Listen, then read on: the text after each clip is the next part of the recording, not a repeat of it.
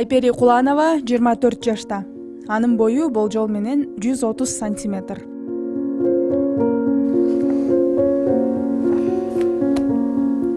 Ушул китептерди атам алып берген.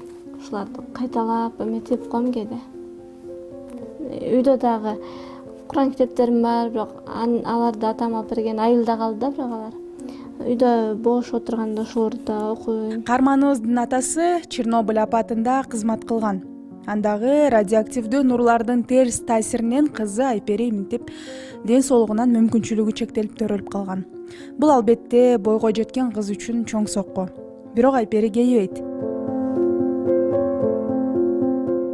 Ата-энесинин камына чанып таштап кетишпегенине ыраазы экенин айтат.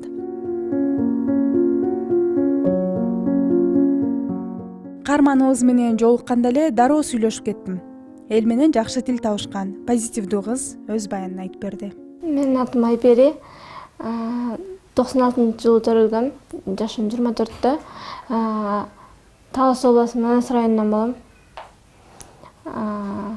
Атам Жапаров Райымбек. Чернобыль апатынын ардагери. Ошол жакта кызмат кылган да. Башкаларга караганда ошо узагыраак кызмат кылып калганда ал жакта. Ошонун кесепетинен ушундай болуп төрөлгөм да. Кичинекей кезимден тартып эле ошо ата-энем болуп, больницалап жүрдүк. Аябай көп. 5 жашымда дагы жүрөгүмөн аябай чоң оор операция болдум. Андан кийин да аябай больницалап жүрдүк. Анан ушул жакта, ошодон бери ушул жакта Бишкекте жүрүп аттык.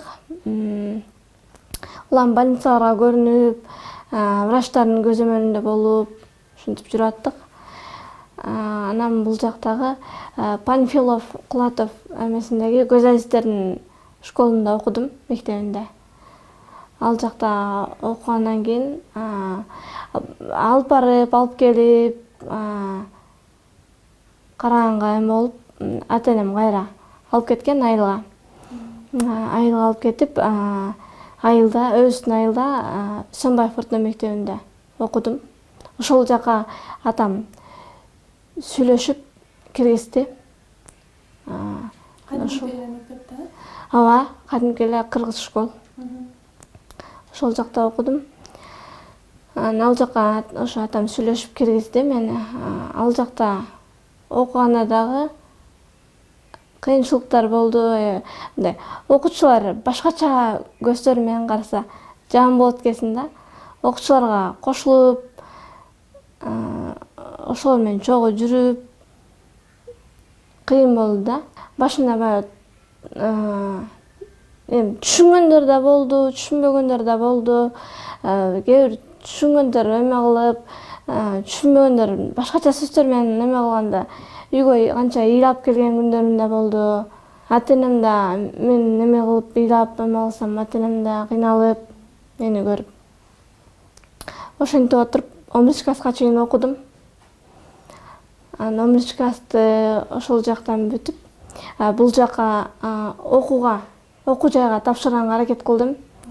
Окуу жайга тапшырганга аракет кылганда, бирок көп жазуу ушундай түрүндө сабактар көп болот.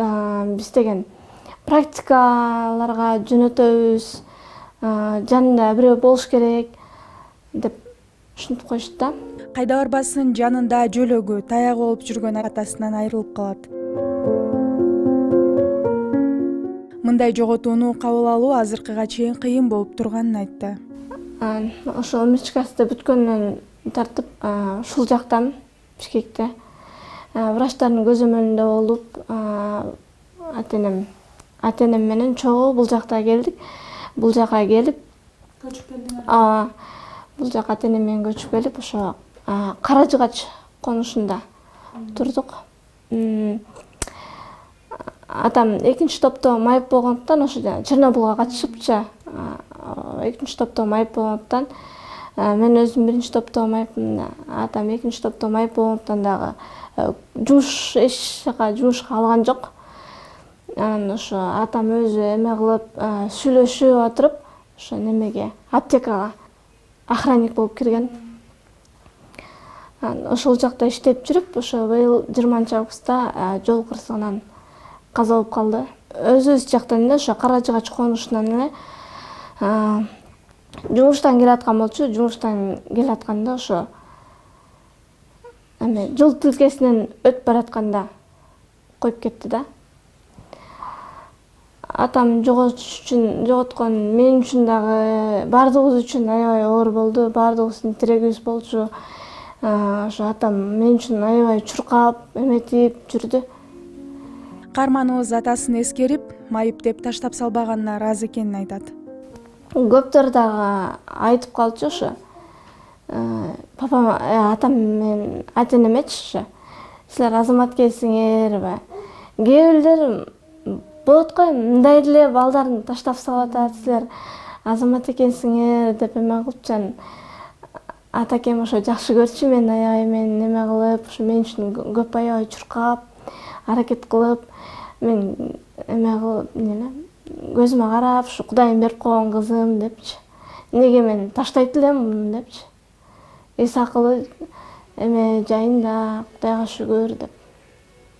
Анда ошол эле учурда аларды күнөөлөбөй ыраазы экенсиң, Ыраазымын ата-энеме. Мен ушундай эмеге, ушундай даражага жеткиргенине. Кудайга шүгүр. Атам да ошо бир эле эмеси ошо болчу, мага чуркап эме кылып, там алып берсем депчи. Мен деле ошо бир эле кыялым ошо. Ушул жактан врачтардын ушу көзөмөлүндө болуп көрүнүп турганга, ушул жактан бир комната болсо дагы, үй болсо колумду муздак сууга салбай, Кудайга сыйынып жүрсөм депчи. Айпери Куланова күндө бир маал минтип сыртка чыгып сейилдейт. Бирок ар дайым жанында коштоп жүргөн бирөө болушу керек болгон үчүн агасы менен эжесинин убактысын, шартын карайт.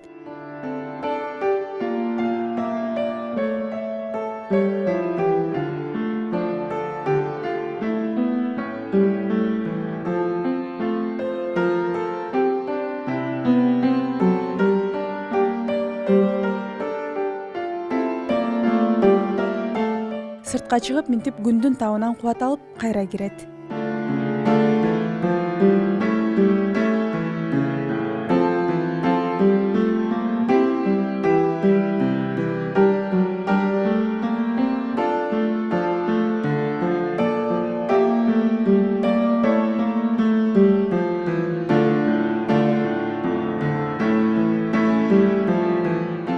Кийим алганда, бут кийим алганда бир аз кыйынчылыктар мен алам да.